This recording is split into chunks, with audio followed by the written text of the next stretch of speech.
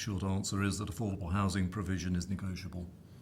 The National Planning Policy Framework specifically says that developers should not be saddled with requirements, including affordable housing, which would render development undeliverable or unviable.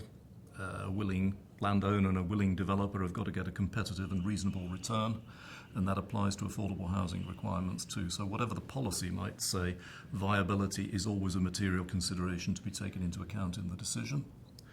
I think also the government has changed the policy background to an extent which makes negotiation inevitable, because under David Cameron we had a starter home initiative. The current government seems to have backtracked from that a bit, but the housing white paper now introduces rental housing, private rental housing, as below market rent as part of the affordable housing contribution.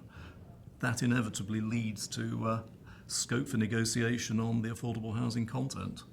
I was involved a year or two back in a major scheme in inner city Birmingham where the affordable housing content was zero in the early stages of that development, because it was a very marginal site, a flagship development, and the idea was to get bricks in the ground, to quote the cliche, rather than worry about the affordable housing content. But there was a sort of sliding scale mechanism where viability of subsequent phases was reviewed so that the affordable housing content was negotiated at a later stage in the scheme.